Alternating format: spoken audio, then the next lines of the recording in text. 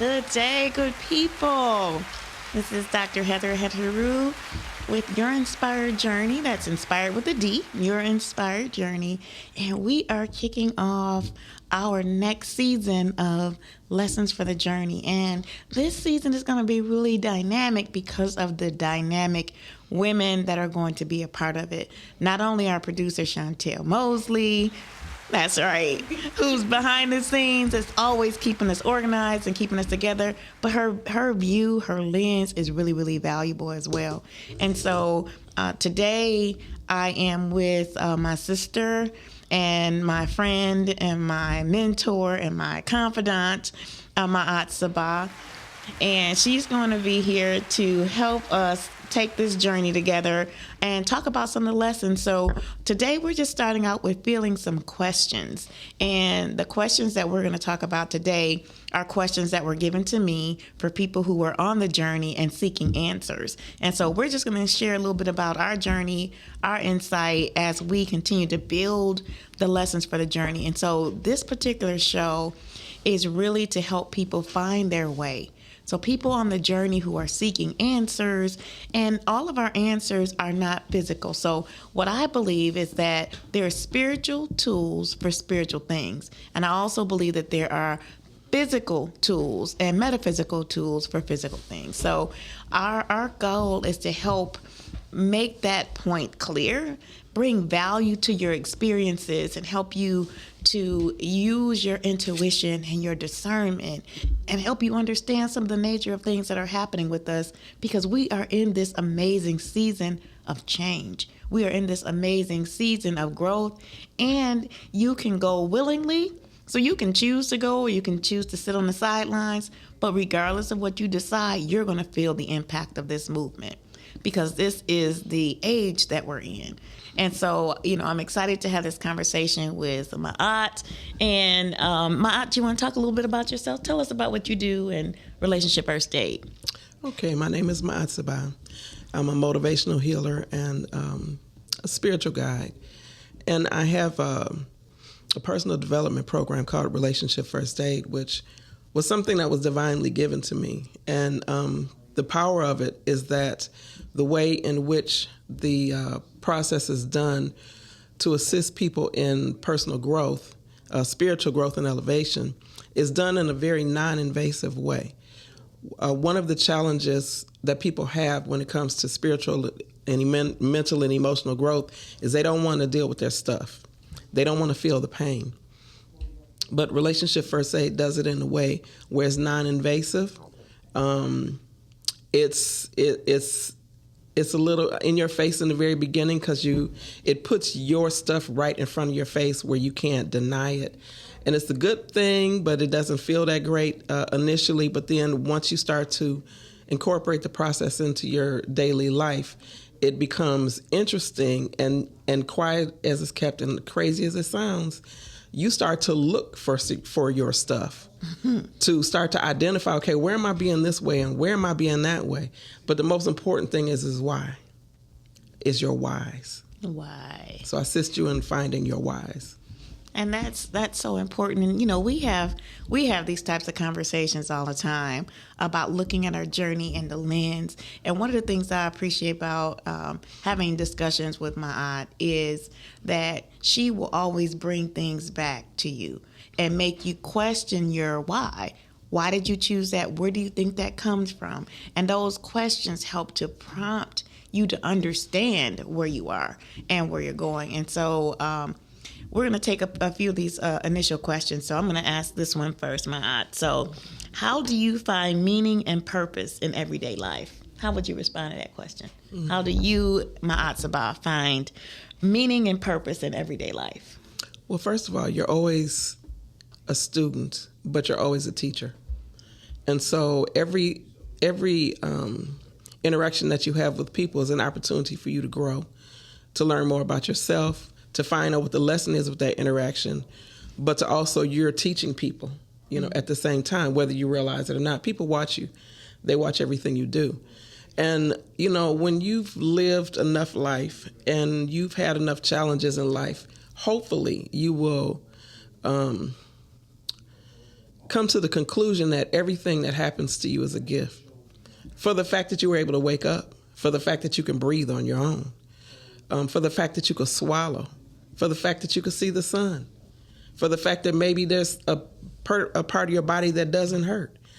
So there's so many things to be grateful for, that you get another day to start all over again. If you don't like where your life is going, then every day is another opportunity to start again. And so that's where, to me, meaning is. It's like, okay, well, if I don't like what I've created thus far, I get another opportunity to change what I'm doing and be able to be an impact to somebody's life. So that to me is like the most important thing. Like, how can I serve today? Right. I get to do it again today. Right. Wow. That's so insightful. When I think about meaning and purpose in my life every day, I always pause in the morning when I wake up. When I wake up, it's like thoughts meet me right there. And I'm like, okay, let me put a pause on you. Let me go inward. What am I supposed to learn or gain or build today? So I do ask myself that question. I also start by giving thanks that when I wake up and I open my eyes, and that there is a floor for me to rest my feet on, that I don't have to worry about there being a floor there. And that, for me, that's a way to start my day with trust. Trust that if the floor is beneath my feet and I can step out, and I'm really conscious and aware, one, because the floor is cold in the morning. So that's a bright awakening. But when I put my feet on the floor, I'm thankful that not just be able to step out and put my feet on the floor, but I'm grateful that there is a floor beneath me, and that I can trust that once I step out, I can take one step in front of the other. And so when you think about it, it's such a very impactful way to see and start your day, in awareness. And I think that awareness helps me to be more aware of the things that are happening throughout my day. So I like to call them breadcrumbs. So I think every day is showing us breadcrumbs about either what we're supposed to do, what we're supposed to notice, what we're supposed to understand, who we're supposed to connect with. And so I look at those things as breadcrumbs. I don't look at things in terms of coincidence. And I'm not always aware, but sometimes it takes me a minute to catch up. So if I happen to stub my toe on my way to the bathroom, okay, there's something that needed to get my attention, because pain is an indicator. And if there is pain, there is something that is drawing your attention to it. So what didn't I pay attention to that now I need to pay attention to because it hurts? That particular toe is hurting because I knocked it up against something. So I don't see that as a coincidence. The initial human reaction is like, okay, what did I need to pay attention to? And so what am I hearing? It's like, okay, it's like that jarring that prompts a thought. It's that jarring that gets you started. Like, okay, take a deep breath. Maybe I'm moving too fast and I missed something. And so that's kind of how I look at it to start my day. And then throughout my day, again, the breadcrumbs show up. So what has been illuminated for me? What is in the midst of my awareness that I need to pay attention to? And for me, most of the time, it's connected to something, my inner work that I needed to do for that day.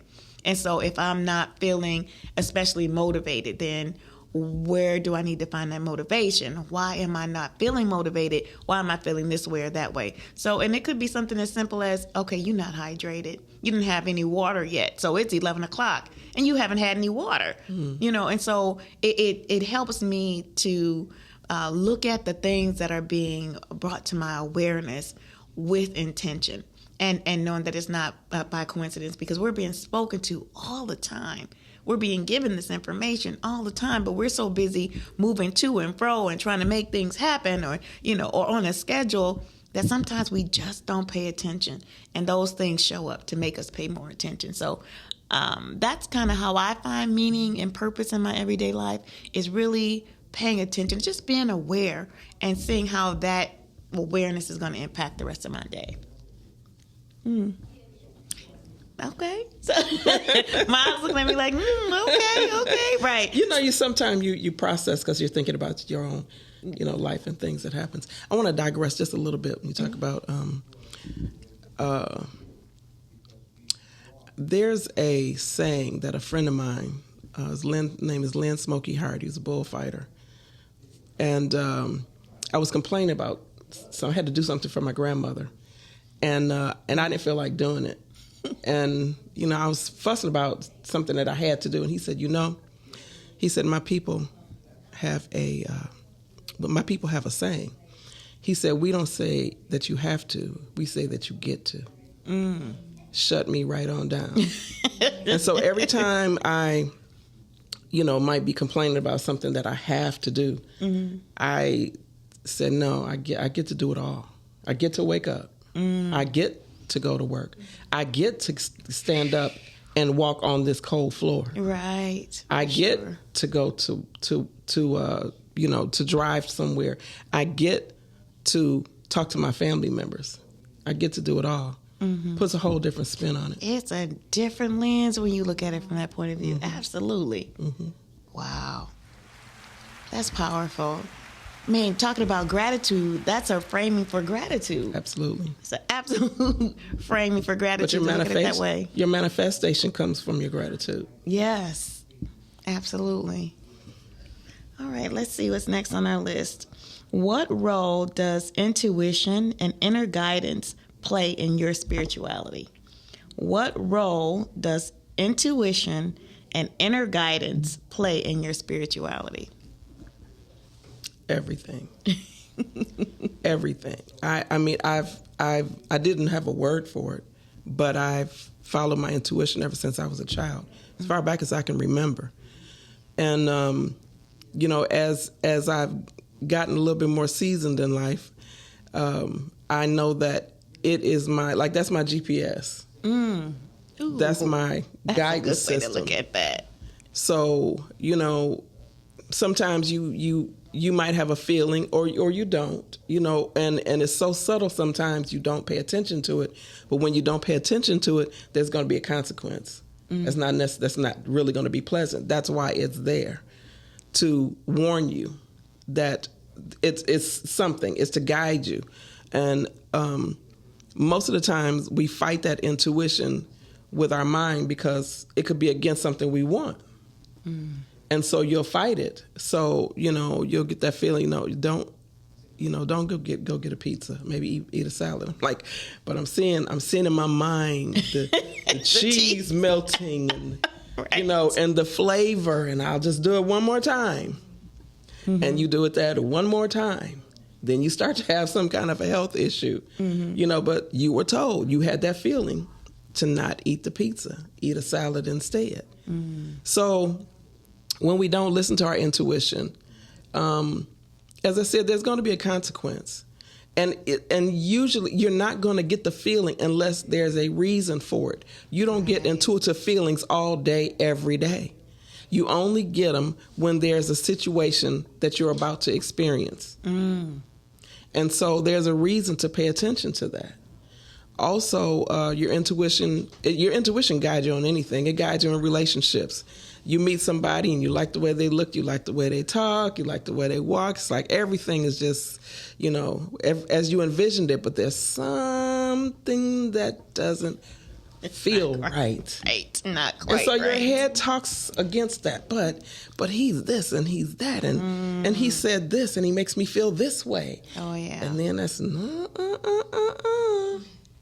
Yes. You can choose, or there's a business partnership that you think it just looks perfect for you. But you get that feeling, it's something, I don't know what it is, but I'm getting a feeling about that. And instead of just acknowledging that, first examine it, acknowledge what is really trying to tell you, and act accordingly. It's only there for your protection and guidance. So it is everything. And I taught my children from as far back as I can remember that always pay attention to your intuition. When they're faced with something, I always ask them, so what do you feel? Tell me what you feel. Not what you think. Tell me what you feel. Go according to the way you feel, period. Don't question it. So it's everything to me. It's a lifesaver. And in these days and times that we're in, You can see things on the news about what's going on, whether weather patterns or all of this craziness, and this is supposed to happen, and they're going to do this, and all of that, and you'll constantly be scared and fearful of something. But if your intuition is not telling you that, perfect example, Y2K, some people were committing suicide, they sold everything, they quit their business. I never felt anything about Y2K, so I didn't. I'm like, if my intuition is not telling me, then apparently it's not going to happen. I've never been led wrong. And so I didn't buy anything. I didn't do anything. I went to bed, woke up in the morning, and it's just like another day. If I didn't know it's supposed to be allegedly Y2K, I never would have known. Right, for sure. So it is everything. I like that. I like when you talked about the GPS too. And I think a lot of us think that intuition, or use this interchangeably. So your gut feeling about something, it could be, and I think too, you actually say what you mean. So you might say, I feel like this is not right. You don't necessarily say, I think this, deserves more attention. It's a difference when you say, I think something and I feel something. There's a difference in that. And I think, and I know that we need to pay more attention to that as the indicators, the difference in when we're thinking something and when we're feeling something, because you say it out loud. You actually say it out loud. So when I think about intuition, I think about, and I connect that also sometimes with the inner guidance, but I also, in my intuition, sometimes I can actually see something. Like kind of like if I'm feeling like, okay, you're not supposed to go down this street. It might be a flash of a pothole. It might be a flash of the street being blocked, or it could be anything like that. But it's a flash that I get. And it's like, I guess because I'm so big on always asking why and having to know why something is happening. And maybe that's the universe and God giving me the thing that I think I need all the time is my answer to my why. But it's just a flash, and it doesn't have to be very long, very detailed. It's just, it'll show up as, no, not this. And I'm like, okay, well, maybe it's this. And then, but, sometimes you second guess it. And in your second guessing, and even if you do, and it's okay to second guess, but you also have to choose. You also have to choose if it's something that you're thinking and feeling. So if you're second guessing, that is a trigger that there is something more. There's something more to explore. And so I understand that. And I also understand about me that it can become more intense. So sometimes the more serious a concern, the more intense the intuition, the more strong that voice is or the pull is. There's another layer. Now there's some light. I'm not going to fight you on this, but there's some times when it's like, no, and you can hear it like it's resonating through your body. And he's like, okay, I hear you. Let me not do that. And that's so funny because I experienced that with my first marriage. My first husband and I, we broke up. And I said I wasn't going to go back. And I heard that strong, don't do it. And I did it anyway. I did it with my head. And and I got what I signed up for, which was my first divorce. If I had to just listen to my intuition and just not in my head trying to make it make sense. Well, you guys have been together for 3 years, and so, you have history, you're vested. And I heard clearly don't do it. And I did it anyway. So, yeah. So either the shortcut or the long way, right? And so I took the long way because it was 7 years, but only 3 years of marriage. How about that? 7 years together and 3 years of marriage, and still ended up in divorce because I didn't listen.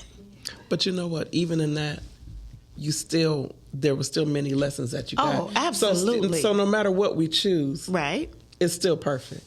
And I like that for sure. I like that. I like to think of this journey as being the long way or the short way, not the right or the wrong way. Because, your destiny is your destiny. And how you get there, we have some choices in how we get there, but the fact that you get there or don't get there is already lined up. I do believe that it's already lined up. So we just have to fall in line, and either we can take it easy or we can take it harder, whichever way. And some of us need to have that hard way because you have to experience it for yourself. Personally, I don't have to experience all the lessons. I can, if you tell me that, you don't want to slip on a banana peel, I'm pretty much going to take your word for that. I don't have to slip on a banana peel to test it out. That's not me. And so because I learned those lessons early in my life. And the one thing my parents, they're always talking about, and I joke about having an arranged marriage, that now that I'm older, and thank goodness on my third try in terms of my marriage, that I got it right. But up until then, my parents were like, we want to introduce you to so-and-so. And I'm like, that's not, you can't have your parents hooking you up with somebody, but they have a different lens. Yeah. I'm like, no, because you know how we think about things, but I didn't value that. But now I think as an adult now how important that is. So if you see somebody that and you believe they're compatible with somebody that you care about, we want to make that connection. And sometimes people are like, nope, I don't want any hookups. Or now some more people are more likely to have that hookup because they've already been vetted. So, but just being able to do that, I think, as we continue to grow and build that part of your intuition and that inner guidance also helps you navigate those rough areas when you feel and when you're thinking about it. So, I want to encourage everybody to consider that your journey is your journey. But there are lessons along the way that we need to make sure that we're experiencing, and I like to say unpacking. So those things that we need to unpack to understand our why and how that lesson brought value to your life. And to also understand that our lessons are not just for us. It's one of the reasons why I really wanted to have this podcast to discuss this. Our lessons are not just for us.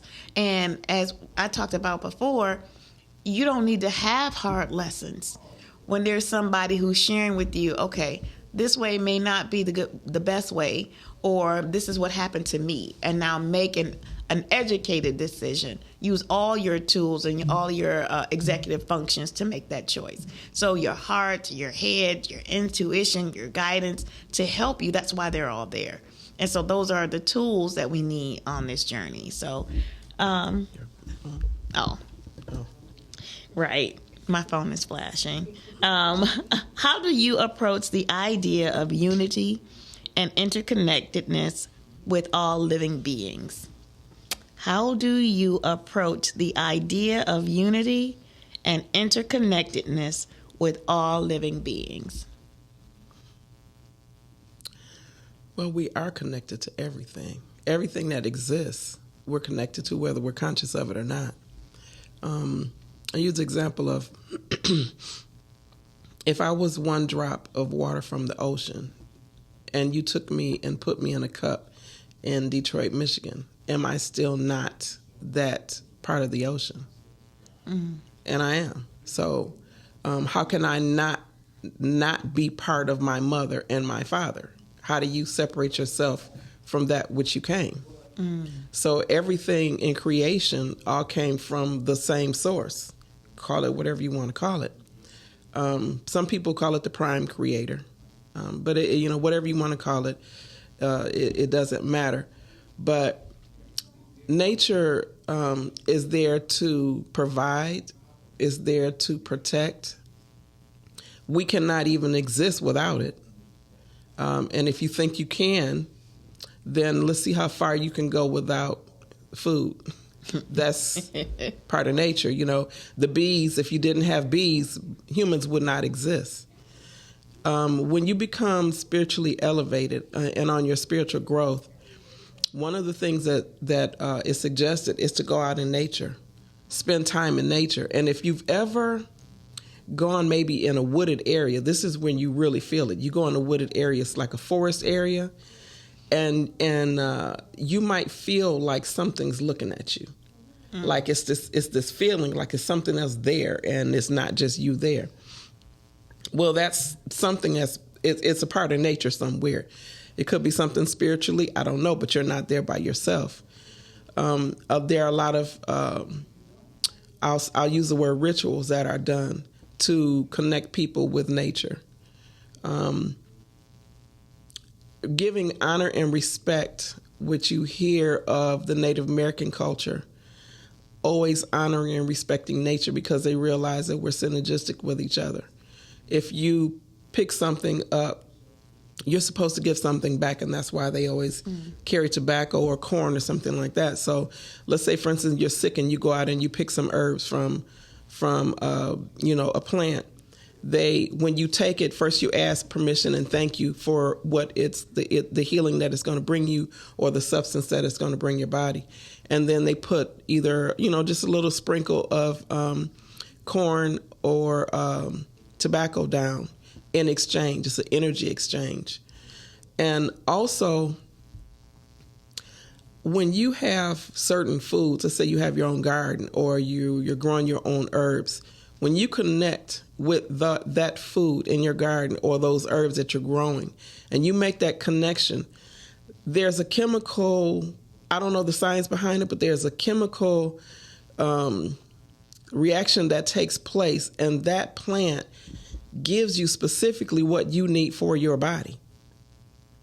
So there's a lot of evidence behind that. And as I say, I don't know the science. I can't break the science down, but I know that it is a thing.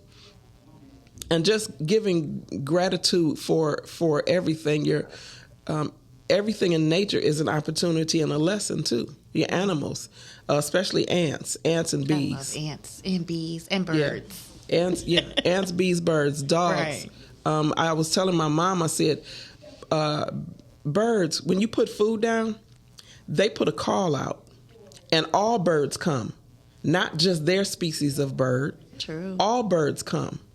That's a lesson for us. In sharing, there's no division there. It's like, okay, it's food here. Everyone come and eat. Animals, ants, of course, are examples of hard work, collectivism. They don't stop. They're always on the go. They have a mission. They achieve the mission. They strive to take care of community and the mother, the queen ant. So bees, the same thing. So if you take the time and study nature, and when sometimes people have asked me, like, what is your religion? Because they might see my bending my spiritual eye that I wear on my forehead. And they'll say, who are you? What are you? What is your religion? And I said, I don't have a religion, but if I was to have one, it would be nature. Because everything I need to know is right there. So. That's awesome. That's awesome. I think about being interconnected. I think about the energy field that we share. I'm a big hugger. Whenever I have an opportunity to hug and somebody is open, sometimes if they're not, I'm asking for a hug because I understand the energy exchange, and it's actually an exchange. If somebody needs more or somebody needs less, it's going to help balance us out. And so when I think about interconnectedness, I think about I give that willingly and I give it with joy. I don't ever give hugs that I'm not giving in joy. And I pray that people who are on the receiving end feel that and feel that it's genuine and feel that it is really, it's a gift. And I'm so grateful to get it in return. Because sometimes you just need that extra something. You need that extra embrace. But touch is so important to our connection. It's so important that it can be a matter of life and death. And we see that in our children. Our children need us to touch them, to connect with them. I know when babies come into the world, the first thing they want you to do, well, one of the things they do is they smack them, right? They get them to cry so they can clear their lungs out, but that's still touch. That's still touch. When you're upset with somebody and you make up, there's a kiss, there's a hug, there's an exchange of I see you, I understand, or I apologize, or there's an exchange. So we need that interconnectedness. And I think just touch is just a huge part of that. But there are other ways to do that, even with intention. Will you do that with your intention? Do you have the right intention towards others? That's part of our interconnection. That is an energy that you can feel from one to another. There is our energy fields. That's what they're for, to help us understand kind of where I end, where you begin, but that we are a part of this same energetic field. And if you look at quantum physics, it breaks everything down to the smallest form. And in that form, there is no distinction between a white cap on my water bottle or my ring or my hair. There is no distinction on that level. It's all matter. Mm-hmm. And I like that word matter because we all matter. And so that's how I see our interconnectedness and the value of living that reality. I think it's really important too. Let's see. Our next question is, what is your perspective on the concept of duality and oneness? The concept of duality and oneness.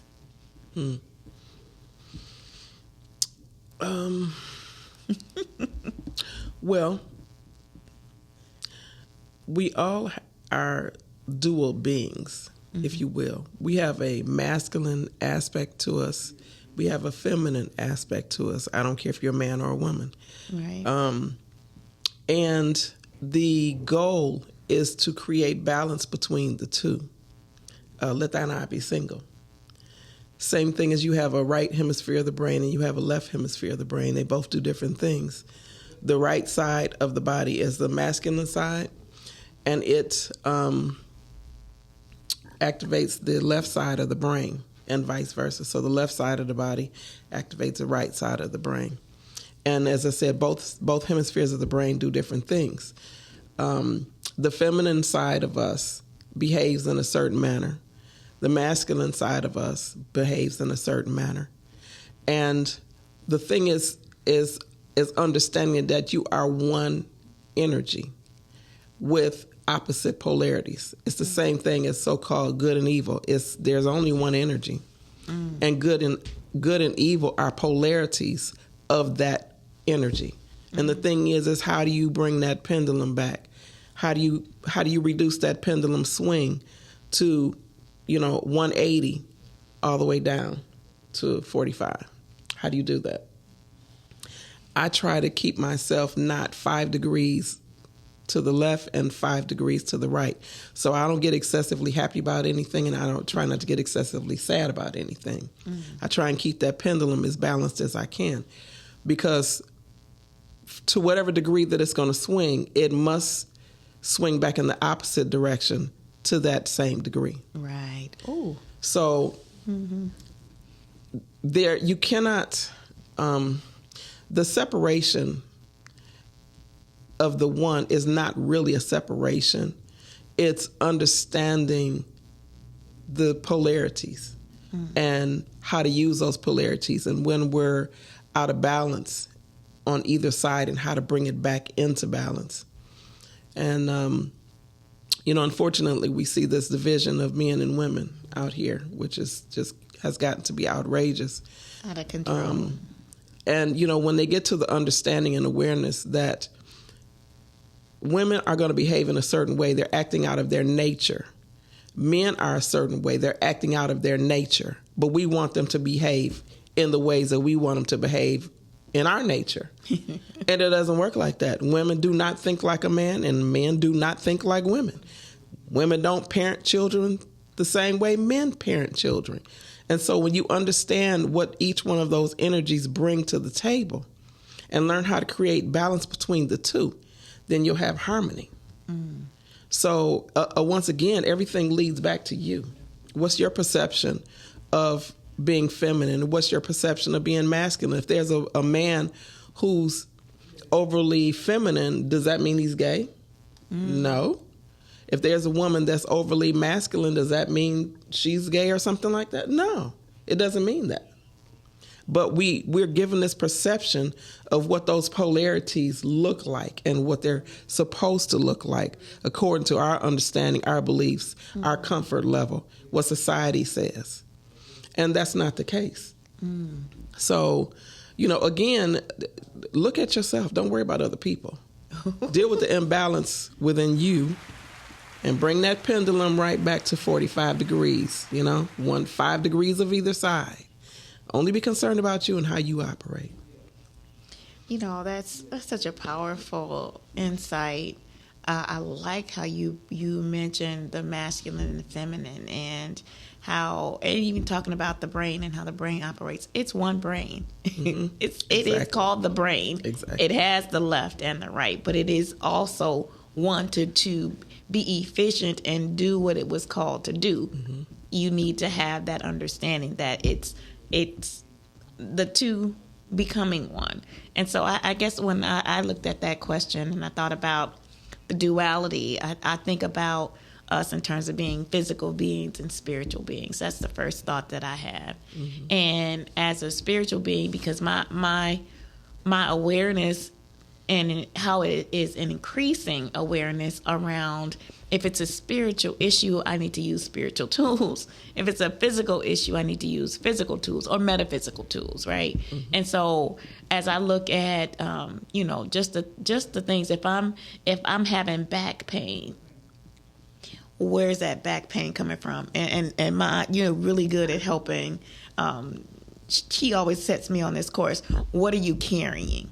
So if I'm having back pain, that means there's something related to my back. And so looking at it out of a metaphysical lens, maybe literally, because I tend to carry a lot of bags, like purse, my lunch bag, my work bag, my things bag. Like I carry bags.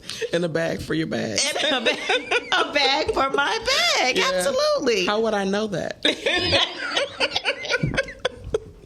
But it's such an important thing to think about. I gotta go see a chiropractor. Well, you gotta look deeper as to why it's happening in the first place. So when I think about the duality, I think about coming up with the solution, and that's being the part that is the one, or the part that is the resolution. And I kind of see it as the resolution when I think about oneness, and whatever that means when two opposing sides or two opposites are present, how you look at that for it to come to one understanding. I guess that's a better way to say that. Mm-hmm. But unpacking that thing, not just to say, oh, my back is hurting, but to understand your why and looking at it from a different lens. If I'm looking at it from a spiritual lens, what are the things that are happening spiritually?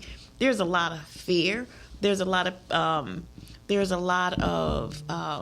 that we can feel because we're connected. So if it's fear in the space, you can feel the tension in that space. You can feel that in your workplace. You can feel the fear in the workplace. You can feel it over the phone. It doesn't have to have a certain container that it is in. You can feel it when the day after the election, there were so many people who were just drained for at least a week. People are like, I just can't get up. I can't do. That is something that we are feeling together. That's a collective feeling, not just because this candidate won or this candidate didn't. Regardless of who won, everybody was feeling, well, I'm not going to say everybody, but many people felt that heaviness. They felt that fatigue. They felt that draining feeling, and it was talked about. And I don't think it was just limited to the election results. I mean, definitely it was tied to that, but that was our collective energy and not feeling or having some lack of feeling of control. So when I think about duality, it is how do I bring that together for resolution? And so those are the different ways that I look for resolution, not just division. And I think that we have a tendency sometimes to look at things that are dual in nature as division. And I don't think that's the same. I think we need to look at that like, how do we use these pieces for resolution? Yeah. All right. And so let's see. Our next one, I think this will be our last one. How do you, this is a good one. How do you view the relationship between suffering and spiritual growth? How do you view the relationship between suffering and spiritual growth? I wanted to say, and I need to work through this because this is the first thing that popped in my mind, even though it doesn't sound good. Suffering is necessary, but it's also a choice. Things can happen in your life, and it's always a choice as to how you are going to respond to it. That's based upon your spiritual growth, though. Suffering comes with how long you choose to stay in a certain energetic space. Things happen. They're going to happen. That's one thing in life that you could be guaranteed. Things are going to happen. You're going to experience painful situations in life. That's guaranteed going to happen. You're going to experience loss, whatever that looks like. Could be lose your job. It could be lose your money. Could be lose a loved one. You could lose your home. You could lose. It's going to be loss.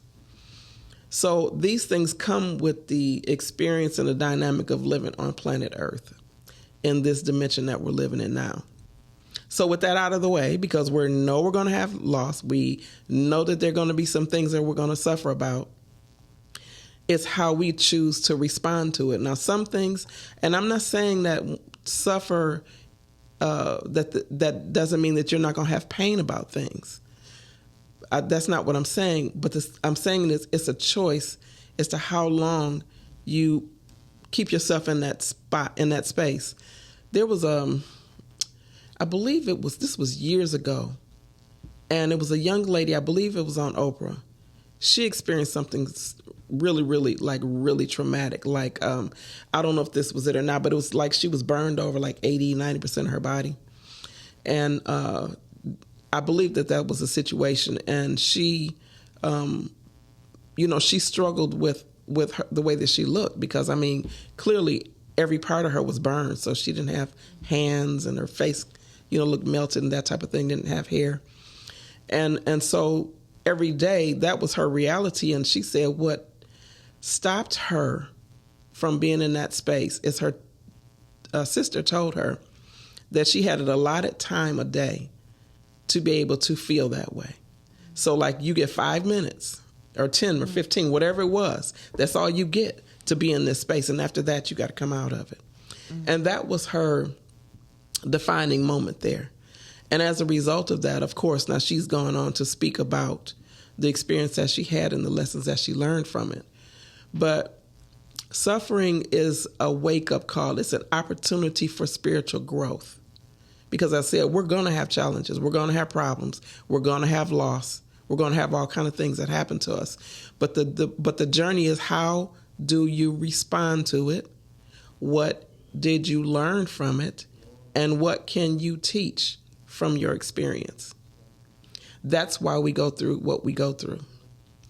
Some of it could be karmatic, so I don't want to say that we're quote unquote victims of anything. But also observing the suffering of other people. We can't do anything about it, but if it's within your abilities, if you can assist someone through their moments of, or the experience of suffering, then by all means do that, if they're open to it. Some people are not. Some people want to suffer because they're dealing with some guilt issues. So, everybody's experience of suffering is going to be different. But at the end of the day, you focus on yours, how you handle it.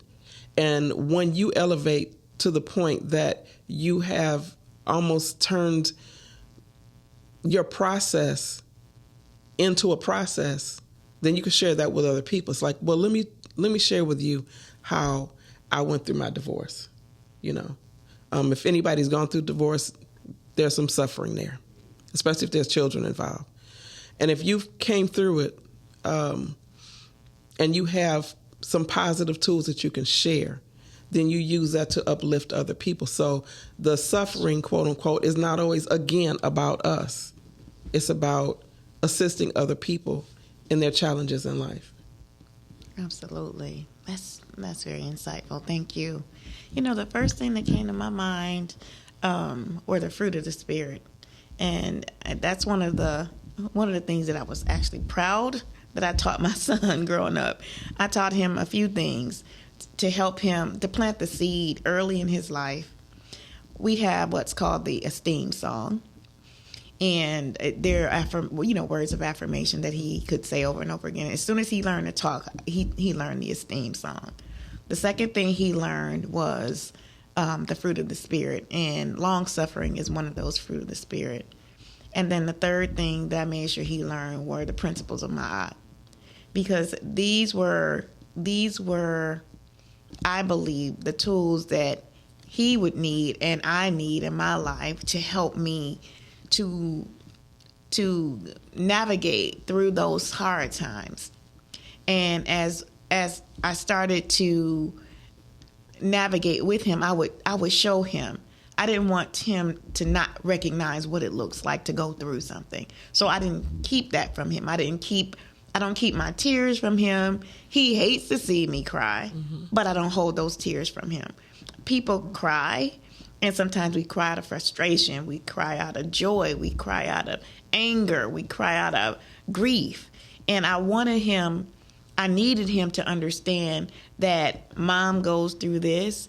You're going to go through this. You're going to see other people go through this. But here are some tools to help you navigate that. So there's some things that you can do by practicing principles of Ma'at, and by understanding the fruit of the Spirit, that these are tools that you can use to help you navigate the various situations that you're going to come across in life.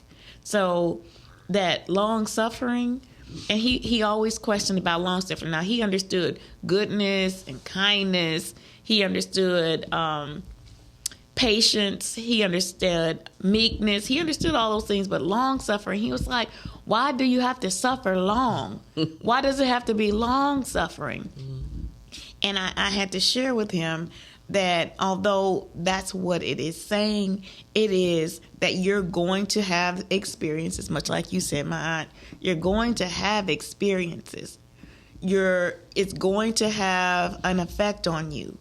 But you do have a choice, and you do have a way to come outside of it by changing your mind, changing your point of view, making new choices. And so when it's time for you to release it, here are some ways that you can release it. If it has to be your esteem song, and I think, we all have some of that somewhere, whether it's our favorite song, the thing that uplifts us.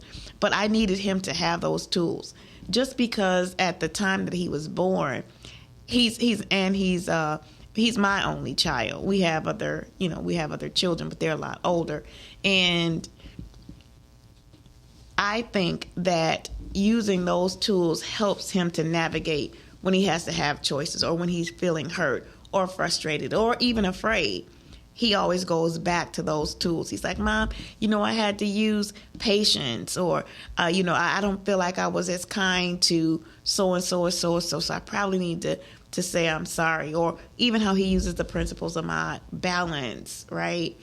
Truth. And I get him with that all the time. So when he's not telling the truth, I said, you understand by not telling the truth that your principles of Ma'at have been, that you have not honored the principles of Ma'at. That means you're not honoring what the values that you've been taught.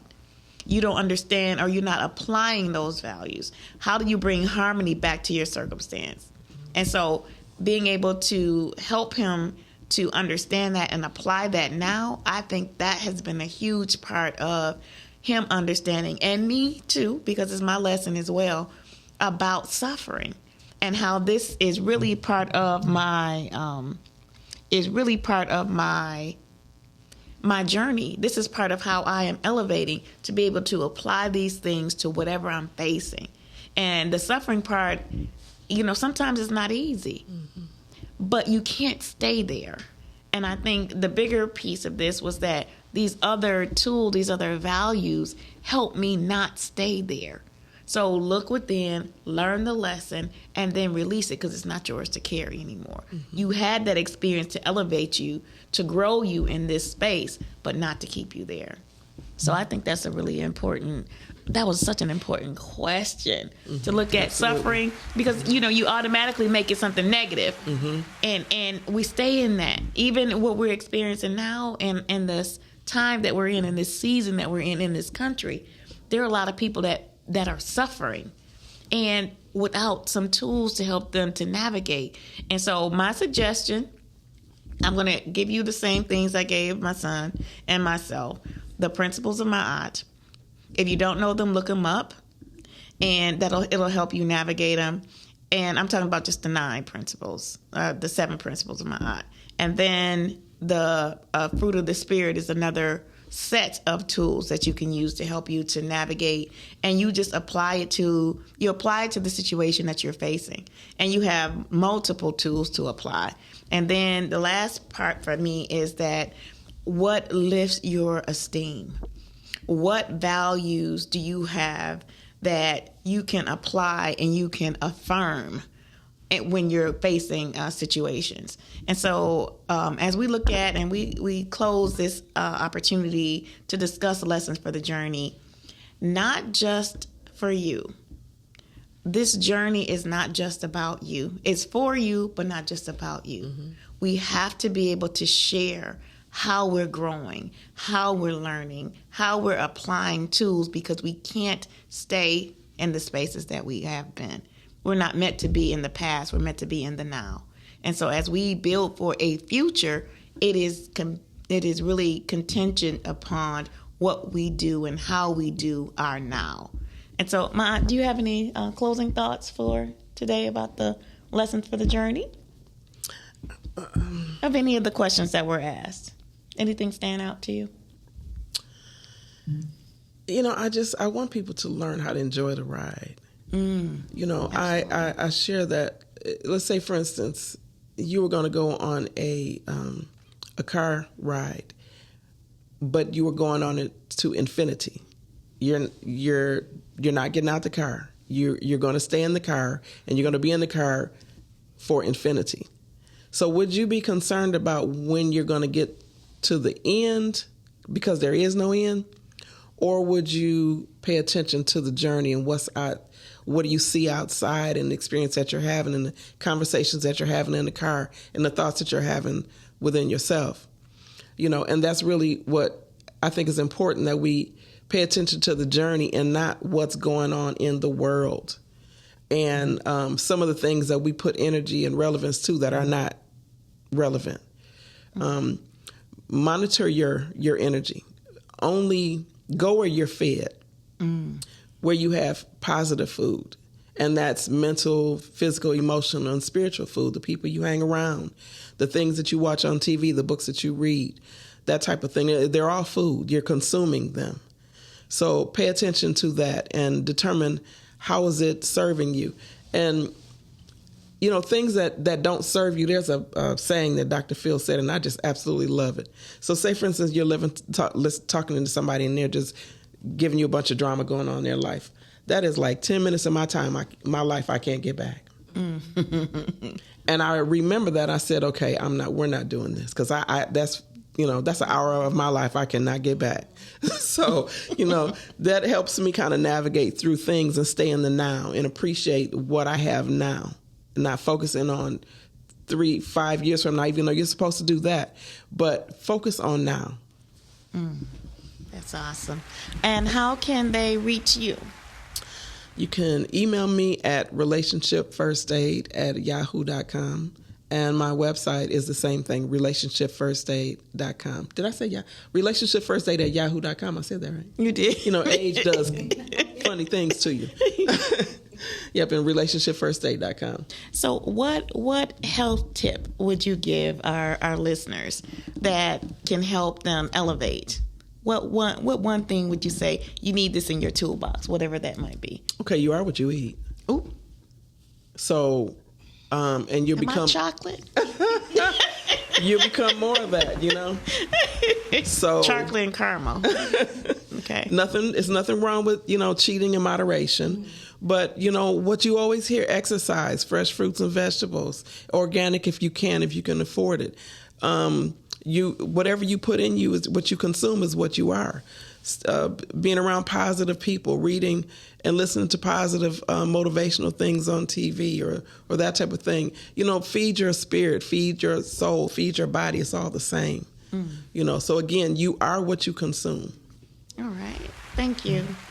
So what I want to leave with you is that there is a deeper meaning, that everything that you see on the surface is not necessarily just for the surface. It is for deeper contemplation.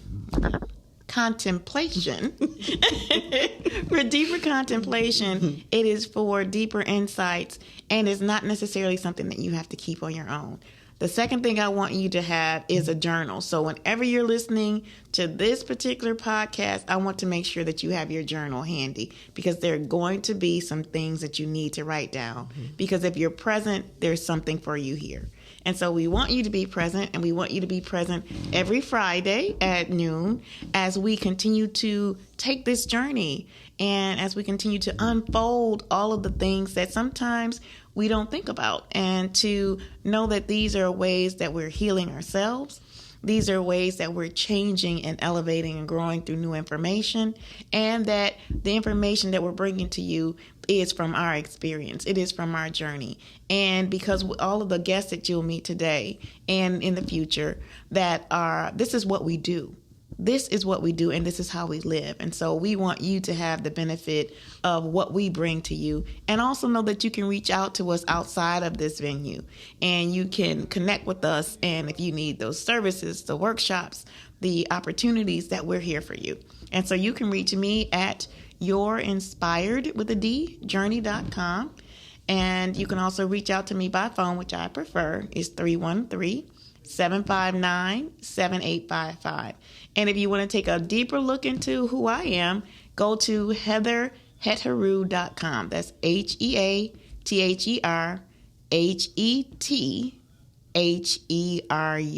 heatherheteru.com, and you'll get a closer look to who I am. And you'll be able to find our podcast and other opportunities at my heatherheteru.com. Thank you so much for joining us today. Thank you, Chantel, for making this happen and doing all the amazing things that you do for Podcastic and for others, because she is an incredible woman. And so I'm glad that she's a part of this journey with us. So until next time, take good care and stay clear.